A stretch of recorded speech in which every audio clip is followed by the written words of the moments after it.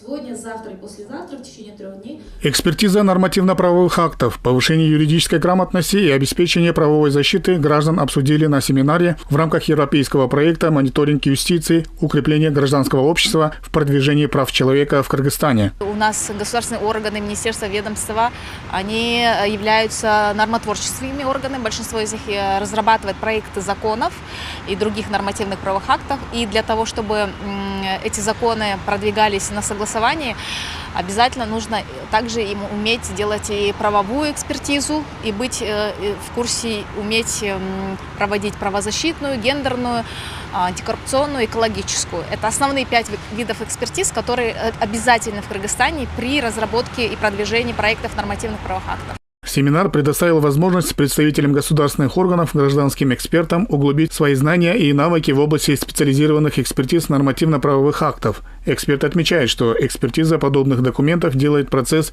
законотворчества более прозрачным и подотчетным.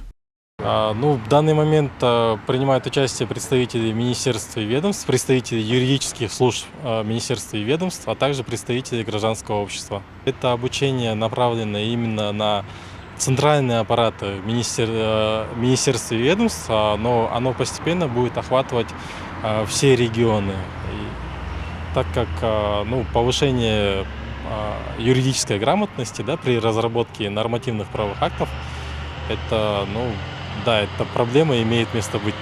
Отметим, что международные правовые организации регулярно мониторят ситуацию вокруг соблюдения прав человека, юридической грамотности граждан. На семинаре выступили ведущие эксперты в области права, а также представители министерств и ведомств. Они поделились своим опытом и знаниями, а также примерами из практики, что поможет участникам лучше понять и освоить представленные материалы.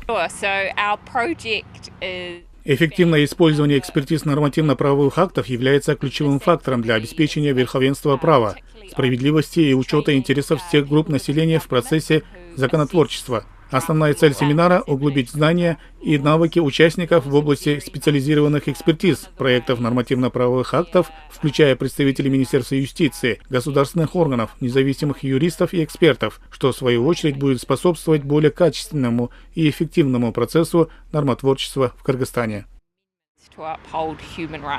Подобные мероприятия проводятся не впервые. Международные эксперты ознакомили участников семинара с различными тематическими областями, включая стандарты правозащитной экспертизы, этапы правозащитной экспертизы, а также гендерную и экологическую экспертизу.